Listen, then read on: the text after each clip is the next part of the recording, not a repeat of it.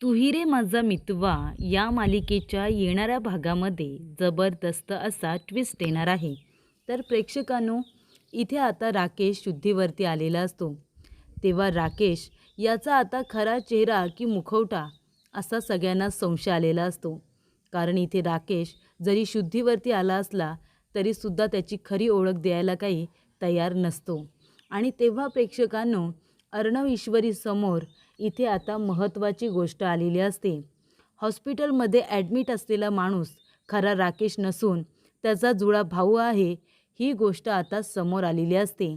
एकतर त्याचा जुळा भाऊ किंवा एकतर दोन व्यक्ती एकसारखे दिसणारे, अशी इथे राकेशची आणि ॲडमिट असलेल्या माणसाची गत झालेली असते.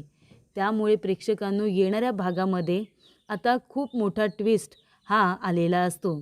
त्यामुळे या गोष्टी पुढीलप्रमाणे कशा घडत जाणार आहेत आपण सविस्तरपणे बघूया. प्रेक्षकांनो, इथे आता राकेशला ज्या हॉस्पिटलमध्ये ॲडमिट केलेलं असतं त्या हॉस्पिटलमध्ये आता अंजलीची डिलिव्हरी झालेली असते आणि ती राकेशला बघायला आलेली असते. अर्णव ईश्वरी सगळेजण विचारत असतात, राकेश आता कसा आहे डॉक्टर? तेव्हा डॉक्टर म्हणतात की तो जास्त काही रिस्पॉन्स करत नाही आहे, मला जाऊ द्या, मला जाऊ द्या. तो एवढंच म्हणतोय, एकाच ठिकाणी टक लावून बघतोय. त्याचं नेमकं काय चाललं आहे काही कळत नाही. कदाचित त्यांची इथे स्मृती तर गेली नसेल ना? स्मृती गेल्यामुळे कदाचित ते असे वागू शकतात. डोक्याला जबरदस्त मार लागल्यामुळे त्यांची जी काही आता आठवण्याची शक्ती आहे ती कमकुवत झाली असावी असं मला वाटतं. तेव्हा इथे डॉक्टरांनी असं सांगितलेलं असतं. तेव्हा इथे अंजली बाळाला घेऊन आता ती राकेशकडे येत असते. तिने हट्टच केलेला असतो की मला आता राजेशला बघायचं आहे म्हणजे आहे, मला घेऊन चला. आत्ताच कुठे तिचं सिझरिंग झालं आहे, लगेच तिला चालता येऊ नये म्हणून तिला व्हीलचेअरवरती आता राकेशच्या वॉर्डमध्ये आणलं जातं. त्याच्या इथे वॉर्डमध्ये, त्याच्या इथे रूममध्ये आता अंजली बाळाला घेऊन येते. तिथे मामीसुद्धा असते, अर्णव आणि ईश्वरीसुद्धा येतात. नेमकं राकेशचं काय चाललं आहे हे त्यांना बघायचं असतं. आणि तेव्हा इथे अंजली म्हणत असते, अहो आता कसं वाटते तुम्हाला? बरे आहात ना तुम्ही राजेश? तेव्हा तो म्हणतो, कोण आपण? अंजली म्हणते, असं काय करताय? अहो मी अंजली तुमची बायको. ही बघा आपली मुलगी, आपल्या बाळाला बघणार नाही का तुम्ही? तेव्हा तो काहीच बोलत नाही. तो म्हणतो, कोण आपण? मी तुम्हाला नाही ओळखलं. तेव्हा इथे अर्णव म्हणतो, राकेश? तो म्हणतो, कोण राकेश? कोण आहात तुम्ही सगळे? आणि मी इथे काय करतोय? डोक्याला बांधलेली पट्टी त्याने रागारागाने हिसकावून काढलेली असते. आणि त्यानंतर प्रेक्षकांनो, इथे आता राकेश म्हणत असतो, मला इथे का ठेवले तुम्ही? प्लीज मला जाऊ द्या. आणि मी राकेश किंवा राजेश नाही आहे, कळलं तुम्हाला? तेव्हा प्रेक्षकांनो, सगळ्यांना आश्चर्य वाटत असतं की हा माणूस असा का बोलतोय? हा माणूस नेमका आहे तरी कोण? आणि तेव्हा प्रेक्षकांनो, इथे आता अर्णव ईश्वरी सगळेजण टेन्शनमध्ये आलेले असतात. तेव्हा अंजली म्हणत असते, अहो असं काय करताय? मी तुमची बायको अंजली. अपघातानंतर तुम्हाला काहीच आठवत नाही आहे का? अहो मी तुमची खरी बायको आहे. आपलं लग्न झालं आहे, हे आपलं बाळ आहे. आज माझी इथे डिलिव्हरी झाली आहे आणि तुम्हाला काहीच कसं आठवत नाही हो? प्लीज असं करू नका, काहीतरी आठवण्याचा प्रयत्न करा. मामी, अगं यांना आमच्या लग्नाचा फोटो तरी दाखव गं. तेव्हा इथे राकेश आता चिडचिड करायला लागतो. तो म्हणत असतो, काय चाललं आहे तुमचं? माझं लग्न वगैरे झालेलं नाही आहे. आणि हे बघा, तुम्ही प्लीज इथून जा. मला कुणाशी काही बोलायचं नाही आहे. मी तुम्हाला नाही ओळखत. तेव्हा इथे डॉक्टर म्हणतात की हे बघा, त्यांना काही आठवत नसेल तर तुम्ही जबरदस्तीने त्यांना आठवून देण्याचा प्रयत्न करू नका. त्यांच्या डोक्यावरती ताण येईल आणि त्यांना उगाच आता ताण येईल असं काही करू नका. आता कुठे ते शुद्धीवरती आलेत, ते बघा त्यांना किती टाके पडलेत आणि त्यांना या गोष्टीचा त्रास होऊ शकतो. त्यामुळे आपण एक काम करूया, आपण आता त्यांना उगीच त्रास द्यायचा नाही. जे काही चाललं आहे तसं त्यांना राहू द्या. हळूहळू त्यांना जर काही आठवलं तर आठवेल. तुम्ही त्यांना थोडा वेळ तर द्या. तेव्हा इथे अंजलीला आता अर्णव तिथून घेऊन बाहेर येतो. तेव्हा अंजली म्हणत असते, काय झालं? आनंद झाला असेल ना तुम्हाला दोघांना? माझ्या नवऱ्याची ही अवस्था बघून तुम्हाला दोघांना खूप आनंद झाला असेल, बरोबर ना? हेच हवं होतं ना तुम्हाला? आणि तुमच्या मनासारखं घडलं आहे सगळं. आता माझा नवरा मला आणि माझ्या मुलीला ओळखतसुद्धा नाही आहे, हेच हवं होतं ना तुम्हाला? त्यांना घरातून हाकलून द्यायचं होतं, जेलमध्ये पाठवायचं होतं. आता तसंच झालं आहे. ते आम्हालाच ओळखत नाही आहे. त्यांना तुमची प्रॉपर्टी, पैसा काय करायचं तरी काय आहे? हे बघा, तुम्ही दोघेजण एक गोष्ट लक्षात ठेवा. माझ्या नवऱ्याला जर काहीच आठवलं नाही ना, तर मी तुम्हाला दोघांना जेलमध्ये पाठवेन. कळलं ना चिंटू? तुझ्या बायकोला तर मी अजिबात सोडणार नाही. तिच्यामुळे माझ्या नवऱ्याची काय अवस्था झाली. तेव्हा इथे ईश्वरी म्हणते, ताई तुम्ही उगाच माझ्याबद्दल इतका गैरसमज करून ठेवलाय ना. माझ्यावरती संशय घेताय. अहो खरोखर त्यांचा कुणी अपघात केला आहे आणि नक्की अपघात त्यांचाच झाला आहे ना, ते आधी शोधून काढायला हवं. माझ्यावरती संशय घेण्यामध्ये वेळ वाया घालू नका. मी खरंच तुम्हाला गणूबाप्पाची शपथ घेऊन सांगते, मी घरातच होते. राकेशचा कुणी अपघात केला आहे ना, मला नाही माहिती. तेव्हा इथे अंजली म्हणत असते, तू गप्प बस गं. मला माहिती आहे हे सगळं तूच केलेस आणि याच्यामध्ये चिंटूने सुद्धा तुझी साथ दिली. मामीने अंजलीला अर्णव आणि ईश्वरीच्या विरोधात भडकवलेलं असतं. मामी म्हणालेली असते, खरं तर हे सगळं ना ईश्वरीनेच केलं असेल. ती 2 माणसं नाही का म्हणत होती, सात्विक सात्विक असं काहीतरी 7-7 त्या टेम्पोवरती होतं. अगं 7 म्हणजे काय, सात्विक फॅशन. आपला टेम्पो असेल. अर्णव आणि ईश्वरी बाजूबाजूला बसून इथे बिचाऱ्या जावई बापूंना उडवलं असेल. बरोबर ना? तेव्हा काय एवढा राग आहे दोघांवरती काय माहिती. तेव्हा प्रेक्षकांनो इथे आता अंजली म्हणत असते, मला माहिती आहे ईश्वरी, हे सगळं तूच केलेस. नाही म्हणू नकोस. तुझा यांच्यावरती राग होता ना, ते घरजावई होते, ते काही घरामध्ये खर्च करत नव्हते म्हणून तू हे सगळं रागापोटी केलंस ना. ईश्वरी म्हणते, नाही ताई नाही, उगाच माझ्याबद्दल इतका मोठा गैरसमज नका करून घेऊ. मी खरंच काही नाही केले. पण इथे आता अंजली फक्त आणि फक्त ईश्वरीवरतीच ब्लेम करत असते. तेव्हा इथे दादा, रिया आणि अर्णव हे तिघेजणं भेटतात. तेव्हा इथे अर्णव म्हणत असतो की दादा मला कळत नाही आहे, हे राकेशच्या बाबतीत अचानकपणे इतकं काय झालं. अहो आपण त्याचं भांडं फोडणार होतो, पुरावे तसे गोळा करणार होतो आणि ताईसमोर त्याचं भांडं फोडणार होतो आणि त्याच वेळेला त्याचा एवढा मोठा अपघात झाला की आता त्याला काही आठवतच नाही आहे. त्याला कितीतरी टाके पडलेत आणि तो म्हणतोय की मी कुणीच नाही आहे तुमचा, मी तुम्हाला ओळखतच नाही. त्याला काहीच आता लक्षात नाही आहे का? तेव्हा इथे दादा म्हणतात की आपण एक काम करू, मी आणि रिया आम्ही दोघेजणं त्याच्यासमोर जाऊ. आम्हाला बघून तो कसा रिॲक्ट करतोय ना ते आपण बघू. तेव्हा इथे दादा आणि रिया अर्णवच्या सांगण्यावरून आता त्याच्यासमोर येतात.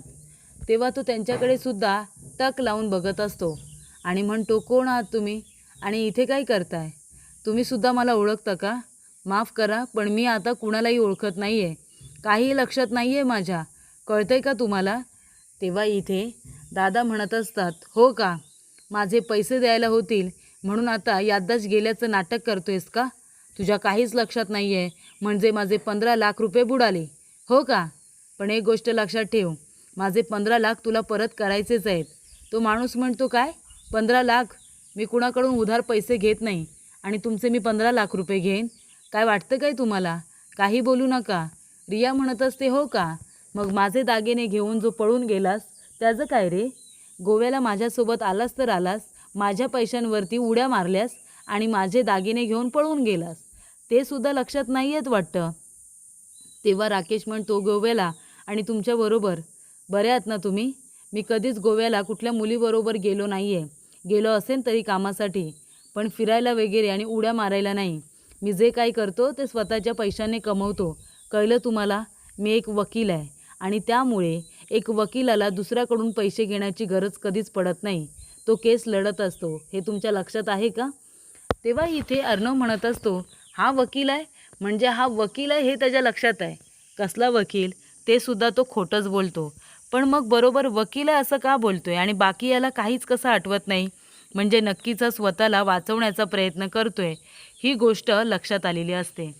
तेव्हा प्रेक्षकांनो इथे आता गंमत अशी झालेली असते की ज्या माणसाचा अपघात झालेला असतो तो राकेश नसतो आणि जो माणूस आता राकेश आहे तो सगळ्यांपासून पळ काढत असतो, तो लपून बसत असतो. कारण त्याला समजलेलं असतं ज्या माणसाचा अपघात झाला आहे तो माणूस कदाचित माझ्यासारखा दिसतो. त्यामुळे अंजलीचं खूप मोठं मिसअंडरस्टँडिंग झाले. म्हणजे निदान मला आता पळून जाण्याचा थोडासा वेळ मिळाला आहे. आता हे लोक जोपर्यंत बिझी आहेत तोपर्यंत आपण या संधीचं सोनं करून घ्यावं असं मला वाटतं. सगळेजण हॉस्पिटलमध्ये असताना राकेश आता घरातून पैसे चोरून घेऊन गेलेला असतो आणि तो एका ठिकाणी आता लपून राहत असतो, तिथेच खात असतो, त्याच हॉटेलमध्ये राहत असतो. आणि तेव्हा प्रेक्षकांनो त्या ठिकाणी रिया कारखानेच गेलेली असते आणि रियाने त्या ठिकाणी राकेशला लपून छपून जात असताना बघितलेलं असतं. रिया लगेच अर्णवला फोन करते आणि म्हणते की आता मी इथे सर्वेशला बघितलं, तो लपून छपून कुठेतरी बाहेर जात होता. तिथे हॉटेलचं नाव सांगते. मी या ठिकाणी आता जेवायला आले होते आणि याच ठिकाणी मी राकेशला जाताना बघितलं. तेव्हा इथे अर्णव आता दादांना सुद्धा सांगतो की त्याच्यावरती लक्ष ठेवा, नक्की मग तो कोण आहे. जर हॉस्पिटलमध्ये असणारा माणूस राकेश नाही आहे तर कदाचित तोच राकेश असू शकतो. तेव्हा प्रेक्षकांनो इथे आता अर्णव म्हणत असतो की त्याच्यावरती आपण लक्ष ठेवलं पाहिजे. तेव्हा रिया आणि दादा हे दोघे जण त्या खऱ्या राकेशवरती लक्ष ठेवून असतात. दोघांनी सुद्धा वेषांतर केलेलं असतं आणि त्याच हॉटेलमध्ये आलेले असतात ज्या ठिकाणी राकेश असतो आणि तो आता ओळख लपून राहत असतो. जेव्हा तो तिथून काही कामानिमित्त बाहेर पडत असतो तेव्हा जात असतानाच इथे आता दादाने आणि रियाने बघितलेलं असतं. तेव्हा अर्णव बाहेर त्याच्यावरती लक्ष ठेवून असतोच. तेव्हा इथे दादा आणि रिया दोघे जण त्याला पकडतात आणि म्हणतात, काय रे राकेश, तुला काय वाटलं, तू लपून बसशील आणि मग आम्हाला पैसे द्यावे लागणार नाही असं वाटते का तुला. तेव्हा इथे राकेश म्हणतो, दादा अहो मी तुम्हाला पैसे देणारच होतो, पण इथे खूप मोठा एक प्रॉब्लेम झाला आहे. ज्या माणसाचा अपघात झाला आहे ना, तर माझ्या घरच्या लोकांना असं वाटतं आहे की तो मीच आहे. तर जाऊ दे ना, त्या लोकांना जे वाटायचं ते वाटायचं. मी तुम्हाला तुमचे पैसे देतो ना, घरातून मी काही रक्कम आणले आणि हे घ्या, तुमचे पैसे मी तुम्हाला देतो. तेव्हा रिया म्हणते, आणि माझं काय रे, लग्नाचं प्रॉमिस केलंस मला आणि मला फसवलंस, माझेच दागिने घेऊन पळून गेलास का. तेव्हा राकेश म्हणतो, हे बघ, तुझे दागिने पळवले असले तरीसुद्धा ते आहेत आणि ते तिजोरीमध्ये आहेत, ते तुला मिळतील, नको आधी काळजी करू, ते माझ्या बायकोने ठेवलेत. पण आता तुला हवे तर ह्यातले पैसे तू सुद्धा घे. आणि तेव्हा प्रेक्षकांनो या ठिकाणी आता अर्णव सगळं काही बघत असतो. तेव्हा इथे दादा अर्णवच्या समोर एक गोष्ट आणतात आणि ती म्हणजे की हा माणूस जो आहे ना, तो खरा राकेश आहे. याचा अर्थ हॉस्पिटलमध्ये असणारा माणूस राकेश नाही आहे, तो कुणालाही ओळखत नाही आहे. ही गोष्ट आता सरळ समोर आलेली असते. तेव्हा इथे दादा लगेचच अर्णवला खुणावतो आणि म्हणतो, याला आता पकडायचा. तेव्हा अर्णव आणि दादा राकेशला आता चांगला मारतात, त्याची धुलाई करतात, गाडीमध्ये टाकून हॉस्पिटलमध्ये घेऊन येतात. तेव्हा इथे अंजली आता ईश्वरीला ब्लेम करत असते, सगळं तुझ्यामुळे झालं, तुझ्यामुळे झालं. तेव्हा इथे त्या ठिकाणी आता अर्णव येतो आणि म्हणत असतो की ताई, तुला म्हणायचं आहे काय, हे सगळं ईश्वरीने केले असं म्हणायचं आहे का. ती म्हणते हो.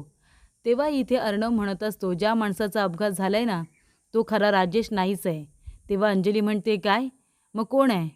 तेव्हा इथे अर्णव म्हणतो, हा बघ, हा आहे खरा राकेश, म्हणजे राजेश, राजेश भोसले, हो ना. तेव्हा इथे आता राकेश गप्पच बसतो. तेव्हा अंजली म्हणते, हे कसं शक्य आहे. तेव्हा अर्णव म्हणतो, कारण ताई, ज्या माणसाचा अपघात झाला ना, तो खरा राकेश नाही आहे, तो कुणीतरी वेगळा माणूस आहे ह्याच्यासारखा दिसणारा. आणि याने काय केलं, जेव्हा आपल्याला वाटलं की हा राकेशच आहे, तर हा स्वतः लपून बसला. घरातून त्याने पैसे चोरले 25 लाख रुपये आणि हॉटेलमध्ये जाऊन लपून बसला होता. बरं झालं रियाला आणि त्या दादांना हा माणूस तिथे दिसला आणि आम्ही त्याला पकडू शकलो. म्हणजे याचा अर्थ ज्याचा अपघात झाला आहे तो खरोखर आपला कुणीही नाही आहे, म्हणून तो आपल्याला ओळखत नाही आहे. आणि तो काय म्हणतोय की तो स्वतः एक वकील आहे म्हणून, आणि हा काही वकील वगैरे कुणीही नाही आहे, बरोबर ना. याला विचार, याने किती केसेस लढल्यात. हा एक नंबरचा फ्रॉड माणूस आहे. हा शलाकालासुद्धा याने मारलं, त्याची पहिली बायको शलाका, तू त्याची दुसरी बायको आहेस. तुझ्याबरोबर लग्न झालेलं असतानासुद्धा तो मी सिंदोरकडे गेला होता, तिला लग्नाची मागणी घातली, त्यानंतर तिच्यासमोर सत्य आलं, तिने ते लग्न मोडलं, तेव्हा तिच्या वडिलांचा अपघात केला, बरोबर ना. तिच्या वडिलांचा अपघात केला, त्याच्यानंतर ही रिया, हिलासुद्धा लग्नाचं प्रॉमिस करून तिच्याबरोबर 4-5 दिवस गोव्याला फिरत होता. या सगळ्या गोष्टी आता अर्णवने, ईश्वरीने, गुंडदादाने आणि रियाने अंजलीला सांगितलेल्या असतात. त्याच्यावरून एक गोष्ट सिद्ध झालेली असते की जो माणूस आता हॉस्पिटलमध्ये जो सिरियस असतो तो राकेश नसतो, त्याच्यासारखा दिसणारा तो माणूस असतो. आणि त्यानंतर जो माणूस लपून बसलेला असतो तो खरा राकेश असतो. रिया आणि दादामुळे तो राकेश सापडलेला असतो आणि त्याचं हे खोटं कारस्थान, त्याचा खोटारडेपणा सगळं काही अंजलीच्या समोर आलेलं असतं. आणि त्यामुळे आता खोटारडेपणा समोर आल्यानंतर राकेशला त्याच्या गुन्ह्याची शिक्षासुद्धा मिळायला हवी. तेव्हा अर्णवने पोलिसांना बोलावून या सगळ्या गोष्टी त्यांना सांगितलेल्या असतात आणि इथे राकेशला जेलमध्ये पाठवण्याची तयारी केलेली असते.